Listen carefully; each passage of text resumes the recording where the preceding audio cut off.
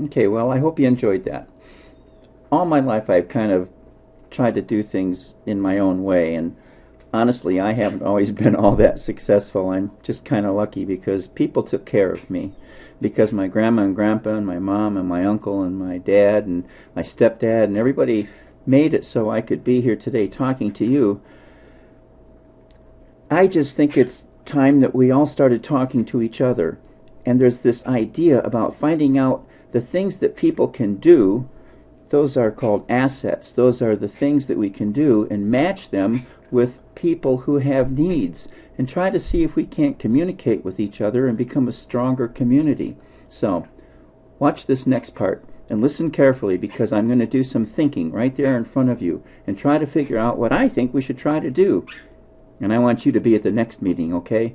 And help us all figure out together just how it is we can grow this community and stop people from hurting each other and start people to helping each other.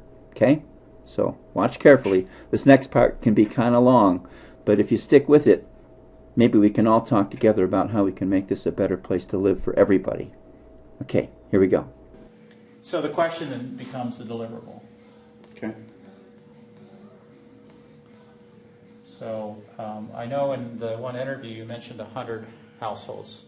Somebody mentioned, I think the guy mentioned 100. I didn't. Maybe he did. Oh, okay, yeah, that's yeah. right. I don't know where he got it. Maybe it wasn't you. It might have been the reporter. I was a little surprised where he got the number from. Okay, so and I probably made the presumption that he got it out of our conversations with you because I didn't know we were about 100. 100's okay. I know, it's a fine number. I hadn't thought about it actually, that it was even a limited number or not. I just didn't think about it.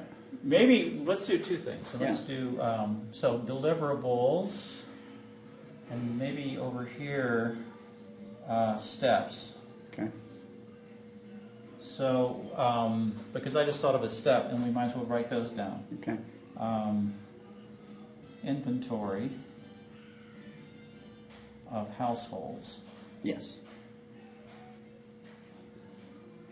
In target area.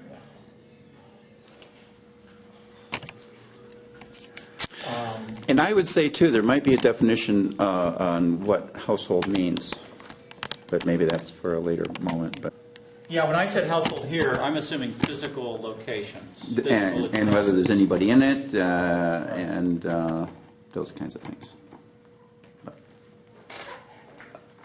And just off the top of my head, I would tend to avoid houses where there's gangs kind of clustered in them, you know, as opposed to a residential person. I don't know how you figure that stuff out. But I don't want to walk into a real problem.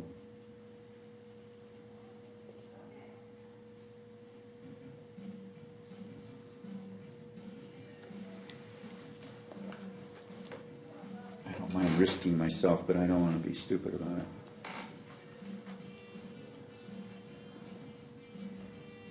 Walking out of the house is a risk. Okay, so there's some decisions we have. Where to begin, houses to avoid, target areas. When I say where to begin, I'm really thinking physically. Yeah. Oh, you literally, yeah, well, sure, yeah. Well, does proximity to the physical church make a difference? Is the church a center and we grow from the center of it outward?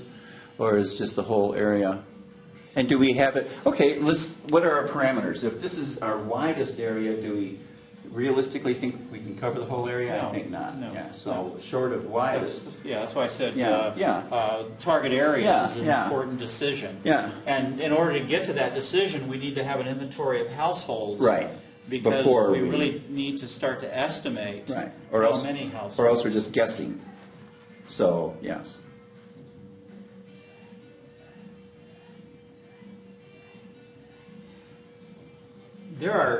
There's sort of two ways to arrive at a particular schedule. Okay. At least two, but two directions you can come from. Right. One is to say that this is what I need to accomplish, and these are the things I need to do it. Right. The other is to say, this is the resource I have to work with. Say, I have this much resource. I have $1,000, and therefore I will do what I can do with $1,000. Exactly, no more. And I won't do any more than that because that's what I have fixed. My limit, yeah. The other one is what I have fixed is what I need to deliver, and whatever resources I need, I need to estimate them, but I'm not going to not do it because I don't have resources, because that's not my fix. Those are the two directions, but you can meet in the middle, so to speak. They're here. They're like me. They're early. Okay. All right. Well, we'll go ahead and get started. But that's if you could take a little bit of time and just keep doing this. What are the decisions we have to make? What are the steps we have to make? And it'll begin to solidify what the deliverable is. Because we need to decide at a very high level, and then we need to decide at a very detailed level what we're going to actually This is the neighborhood. deliver. These are the names we have in the neighborhood. We have Tanya and Nicey.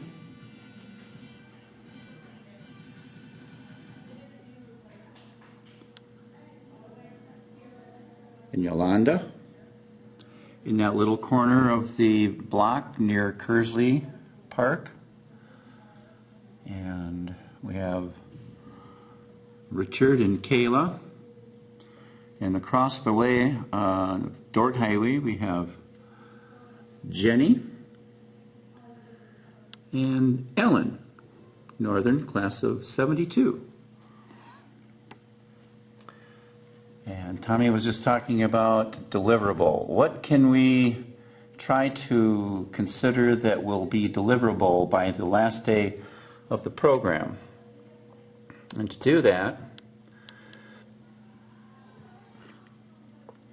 under the steps that we have to follow through, the first would be to make an inventory of the households in the target areas. Among the decisions we're going to have to make are, what is the target area? Are there more than one target area? There might be some houses we'd prefer not to go to for safety factors. And where to begin? What's going to be the first house we're going to try to reach? And what is the total number of households we're going to reach? 100? We don't know. Well, I know what I would like to deliver. I would like to deliver the most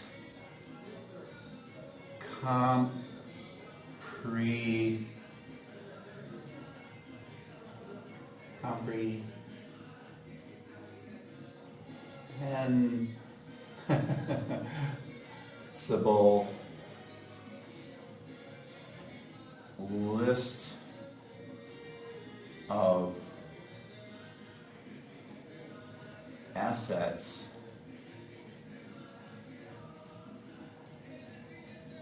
and by that I mean human assets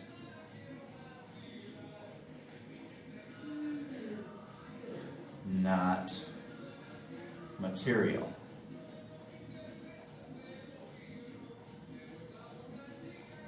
Knowing our material assets is important, but that's not the focus of this project. The project focus, in my understanding, is to come up with the most comprehensible list of assets, human assets, as possible. I know one way to begin to make the first step in my mind. I would like to have in my possession, when I first go out to the neighborhoods, a single sheet of paper that shows the neighborhood in a simple drawn box with a few highlights of what it is we're trying to do. And I would like to have this in my hand, and I would like to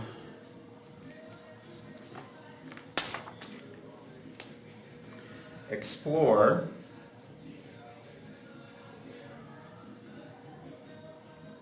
the neighborhoods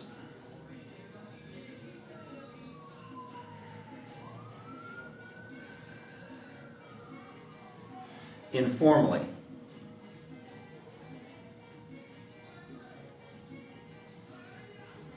And when I say informally, I mean go around, and as I'm driving down a street and I see a neighbor who's out doing the regular things that people do in neighborhoods, being with their kids or washing the car or whatever people do, you know, and see them and make eye contact with them. Make eye contact. Make eye contact. And engage them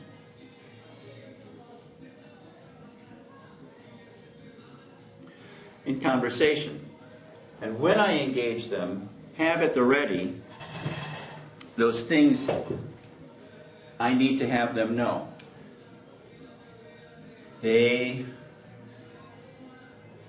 need to know the who, what, why, where, and when of this project. They need to know who it's for, who's doing it. They need to know what's going to happen. They need to know why it's going to happen. They need to know where it's going to happen. And they need to know when it's going to happen on a single sheet of paper that I can engage and begin to explore the neighborhoods informally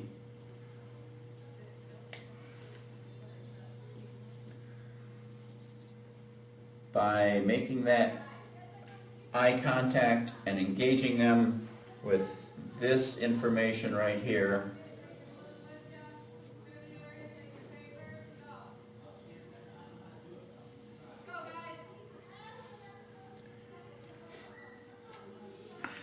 That will answer some of the questions regarding, it'll give us a sense of the target areas because of meeting people here and finding out where they live and using those people as the stepping stone to people they are already in contact with and feel comfortable with to share this information that's also in this piece of paper here.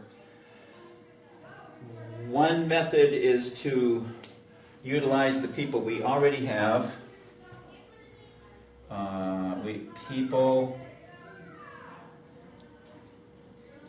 we have, and those people we have will lead us to people we don't know now, but will later because we're getting to them through the people we already know. There's the trust factor that allows us to get to that group of people. The other way to reach people we don't know now is to do that informal that I was talking about, where I have a sheet of paper and just literally go through the neighborhoods, go through almost fishing, I guess you would say, fishing, for people to become engaged with. So I think right now the best I can answer to is what I would have to call the exploratory phase. The exploratory phase.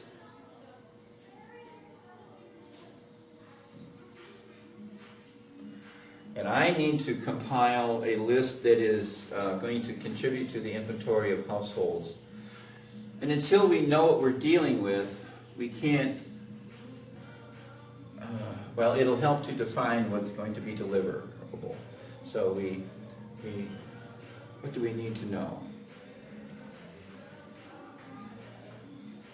What do we need to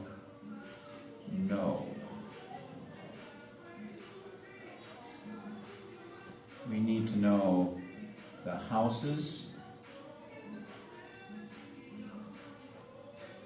the number of houses, and the number of people in those houses, and in some way start to build a number of the assets or gifts that they have to share. Once we know how many houses, how many people, and the assets there are, only then will we know, will we be able to formulate into one idea of what it is we'll be able to deliver. And some of the things we'll deliver are going to be intangible things, better communication between people who today don't know each other. Today, the people who don't know one another, by the end of the time, they will. There are some people who don't know each other today that because of this effort we're going to go through, they will know each other by the time we're done.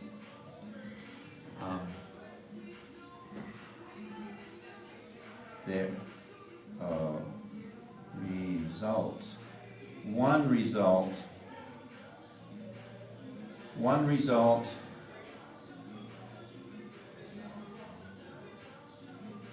there are people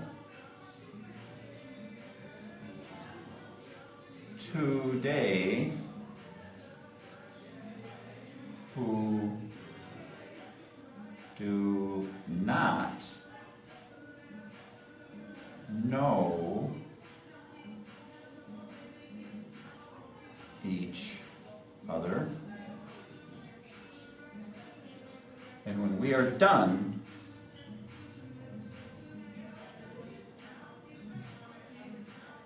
there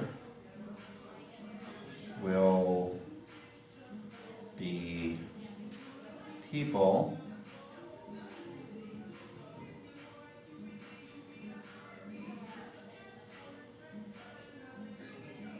who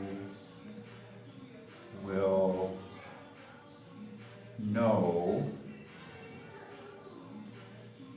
new people. And that's what builds community.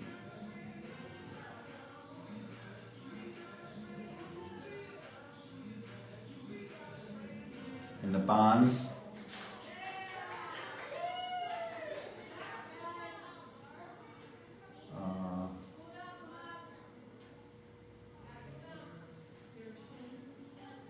by building bonds. Connections, connectors between people. So one of the deliverables will be to determine that we can show a number of people who today don't know one another, who by the time we're done, will know one another. And effectively be able to show that we have strengthened the connections between the people in the community, thereby creating a better community of people who have a greater sense of what's going on in the community, with the kind of thinking it takes a village. How's that go? It takes a village to raise a child. Is that right?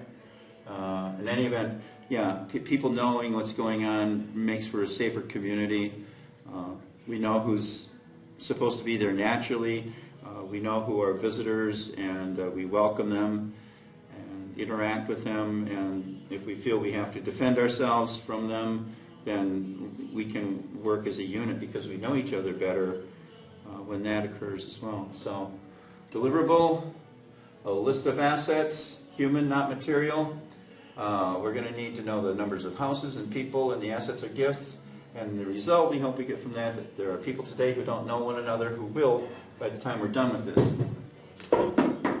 I believe we're in an exploratory phase right now, and the inventory of the houses, it's just what this is up here. I need to explore the neighborhoods informally, make eye contact, engage people, and give them this piece of paper that explains the who, what, why, where, when. People we have. We use the people we have to reach the people we do not know now. That's the second way. The first way was me going through informally. The second mode of getting to know new people we don't know yet are to tap the resources we already have. And my exploratory going through the neighborhoods might be kind of analogous to fishing, going out fishing to see if I get lucky in a particular day and engage with somebody who is in the neighborhood, that's all. So target areas, houses to avoid, we're going to just want to know that, and we're going to numbers of houses.